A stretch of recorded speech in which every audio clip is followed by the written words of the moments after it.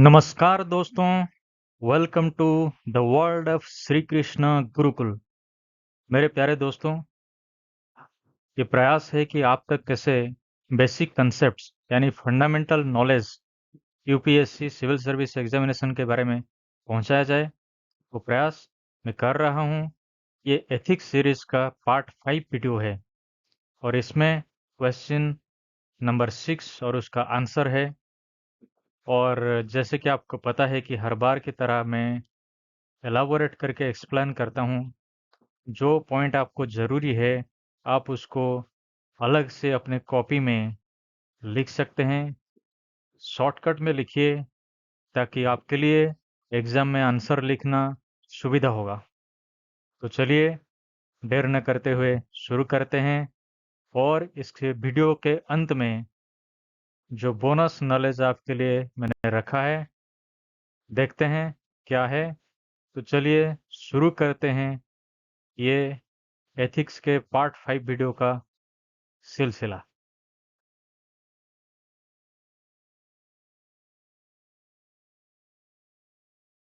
Question number 6. Write a note on evolutionary ethics. Friends, evolution is a very critical word. Now let us compare between different words like progress, growth, development, and evolution. Progress means in a positive way, depending on time. Growth means increase in value, size, amount. Development means what you were not before.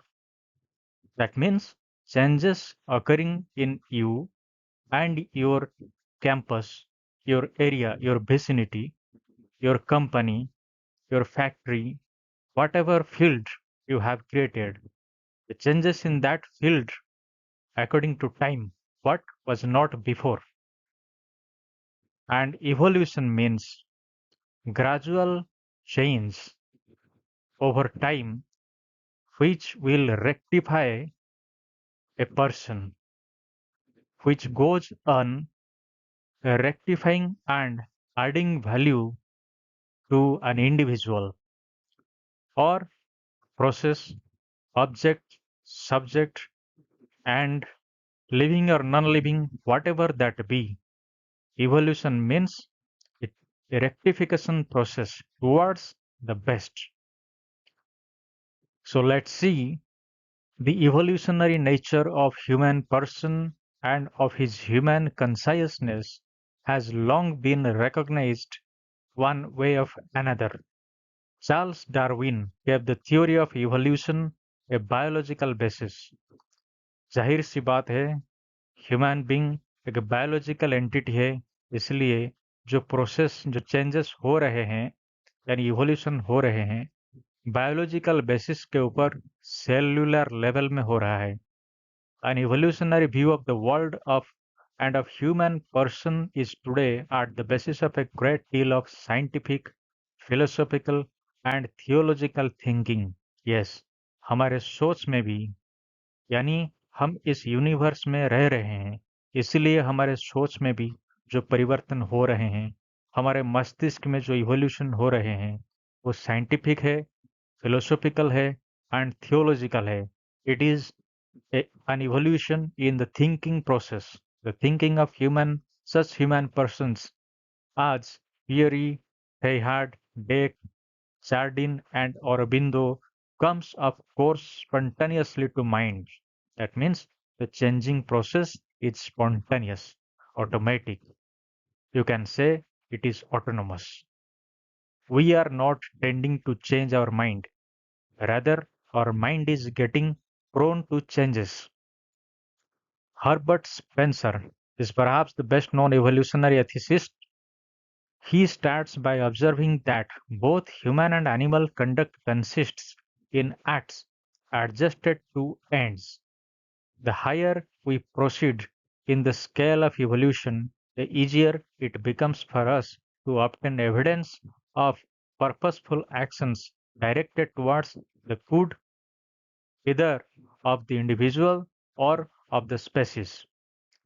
This purposeful activity forms part of the struggle for existence waged between individual members of the same species or between different species.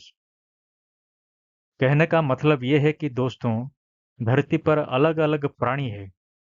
मनुष्य उनमें से एक है। जो evolution हो रहा है, यानी जो चेंजेस हमारे मन में हो रहे हैं, क्यों हो रहे हैं? क्योंकि हमारा गोल अलग-अलग है। किसी इंडिविजुअल का गोल खुशी पाना है, तो किसी इंडिविजुअल का गोल पैसे पाना है। गोल के अनुसार ही हम काम कर रहे हैं और गोल को यानी टारगेट को अचीव करने के लिए हमारा मकसद जो है वो अलग-अलग है। कभी-कभी हम अपनों के बीच युद्ध करते हैं, स्ट्रगल करते हैं ताकि हम आगे बढ़ सकें, किसी इच्छा के मुताबिक किसी चीज़ को प्राप्त कर सकें। कभी-कभार ये जो स्ट्रगल होता है वो दूसरे स्पेसीज़ के साथ साथ होते हैं। जैसे कि हम घर में रह रहे हैं, मच्छर आ रहे हैं तो मच्छरों को भगाना, उनके लिए हम कई सारे प्रोसेस टेक्निक्स करते हैं। क्यों? क्योंकि हमारा मकसद है इसी एरिया में हम रहें, सुरक्षित रहें। इसीलिए स्ट्रगल फॉर एग्जिस्टेंस जो है वो एक ही स्पेसीज के अंदर हो सकता है या फिर दूसरे स्पेसीज के साथ भी ये स्ट्रगल हो सकता है। But this type of conduct is according to Spencer an imperfectly evolved conduct. हमारा जो प्रोसेस ऑफ चेंज हो रहा है ये एक इवोल्यूशन के तहत हो रहा है।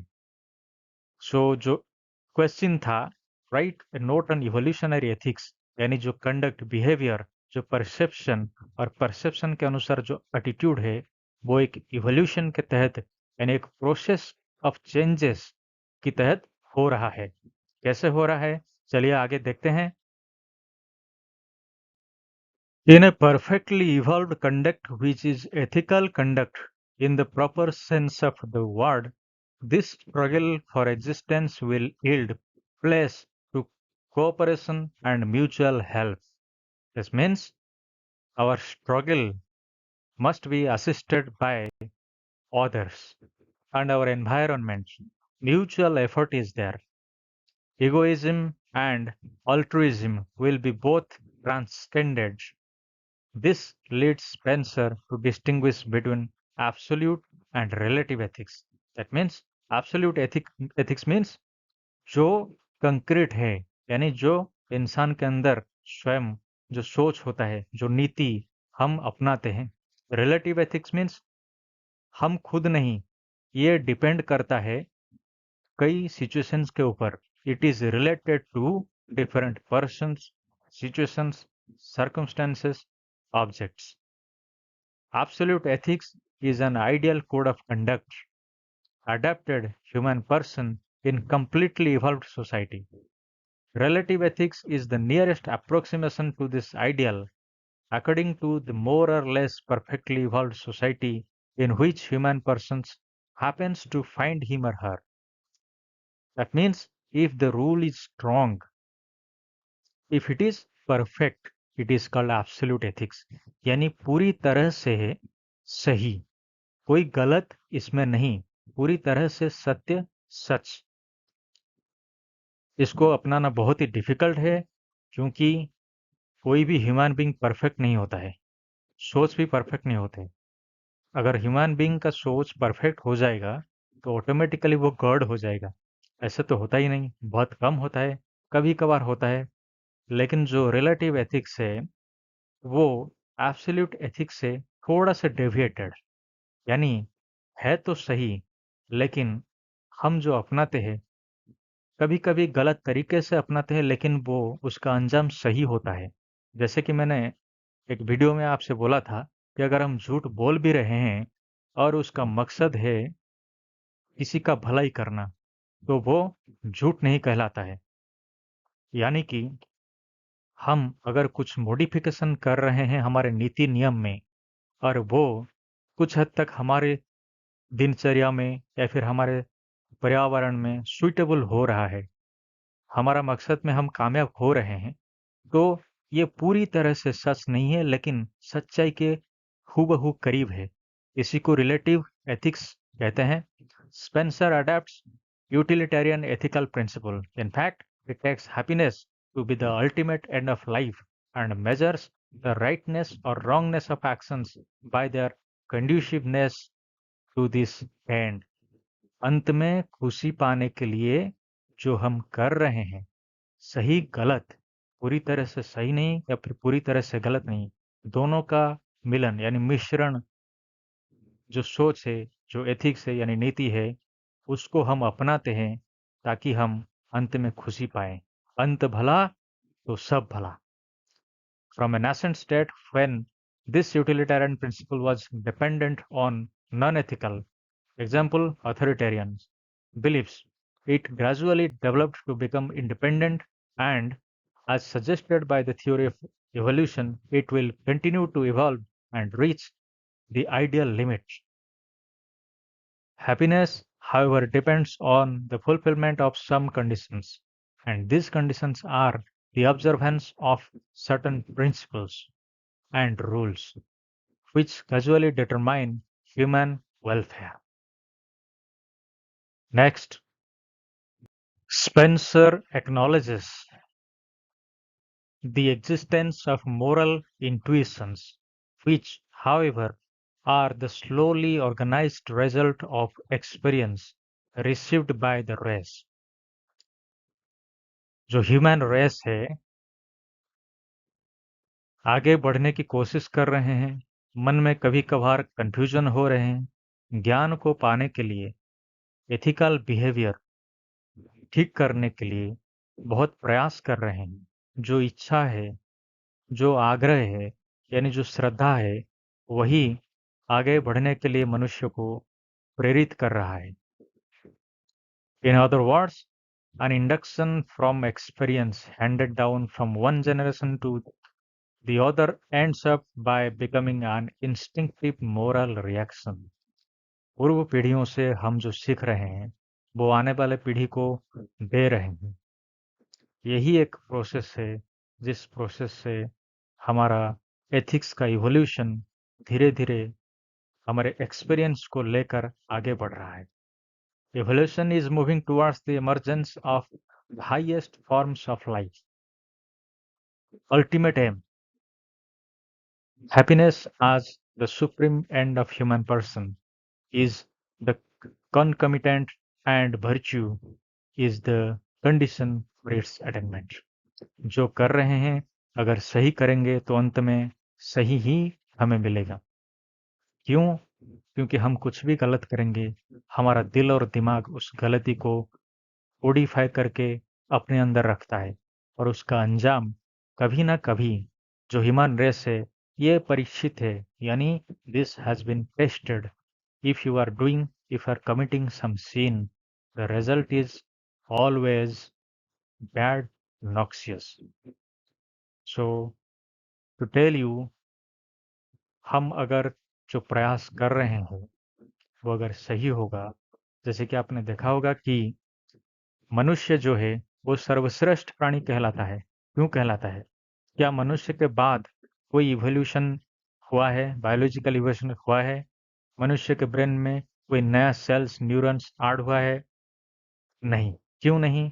क्योंकि भगवान ने जब इंसान को बनाया है, इंसान को सबसे श्रेष्ठ प्राणी, द बेस्ट ऑफ एवर, ये बनाया है। इसलिए नहीं कि ईश्वर ने जानबूझकर बनाया है, इसलिए क्योंकि ये जो प्रोसेस है, जैसे कि सिंगल सेल यानी यूनिसेलुलर जो माइक्रो ऑर्गेनिज्म है, उनमें से धीरे धीरे धीरे धीरे मनुष्य बना है। उसके बाद कुछ बनाने की जरूरत ही नहीं पड़ी, पर्यावरण के साथ मनुष्य सूट हो गया है, यानी applicable, adjustable to the environment. इससे आगे बनाने की जरूरत ही नहीं पड़ी। इससे पीछे अगर हम जाए तो कहा जाता है कि इवोल्यूशनरी प्रोसेस में बंदरों से इंसान बना है। बंदरों से इंसान बना है, यानी monkeys converted, evolutionarily monkeys converted to human beings because monkeys were not the latest and the ultimate forms of God's creation. Human being is the platform, मनुष्य का जन्म एक प्लेटफॉर्म है, एक जंक्शन है। इस जंक्शन के जरिए हमारी रीढ़ की हड्डी जो है, 2 पैर है, चारों पैरों से 2 पैर हो गए हैं। और जो दिमाग है, वो इसलिए है क्योंकि ये शरीर हमें दिया गया है। हम ईश्वर को, अपने आप को ईश्वर के साथ कनेक्ट कर सकते हैं। यही अल्टीमेट बॉडी है। जो हमारा मकसद है, साल्वेशन, सुप्रीम सोल को पाना, वो मनुष्य के जन्म के तहत हो सकता है। इससे आगे बढ़ने की जरूरत नहीं है। जो मिलना था, वो मनुष्य के बॉडी के जरिए मिल रहा है। तो यही था आपके लिए इस सवाल का जवाब, इवोल्यूशनरी एथिक्स। तो आगे बढ़ते हैं, देखते हैं बोनस पेज में आपके लिए क्या है। दोस्तों, जो बोनस पेज है आपके लिए, वो रॉकेट्स के बारे में है। जी हाँ, रॉकेट्स यानी जो व्हीकल स्पेस में ट्रैवल करने के लिए, या फिर उसका अलग डेफिनेशन भी हो सकता है जिसमें हम बॉम्ब्स कैरी करके दूसरे जगह भेज सकते हैं ब्लास्टिंग के लिए, लेकिन उसका अलग नाम मिसाइल रखा गया है। तो हम जो रॉकेट्स के बारे में बात कर रहे हैं, ये एक स्पेस व्हीकल है। उसके पार्ट्स के बारे में देखते हैं। Rockets are made up of many parts which are grouped into 4 main systems: structure, payload, guidance, and propulsion. Structure: the body of the rocket, which includes the cylindrical body, fairings, and control fins. Structure's purpose is to transmit the forces generated during the flight and to reduce aerodynamic drag.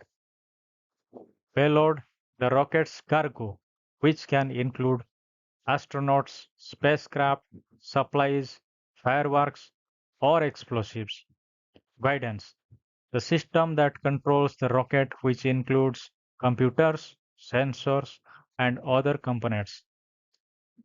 And propulsion means the system that moves the rocket through the air and space, which includes the engine, fuel, tanks, and pumps. So these are the main 4 parts of the rocket. In addition to this, other parts क्या क्या है? Nose cone है, fins है, engine hook, and recovery winding. Rockets can also have other components such as wings, parachutes, wheels, and navigation systems. So this is all about the parts, different parts of a rocket.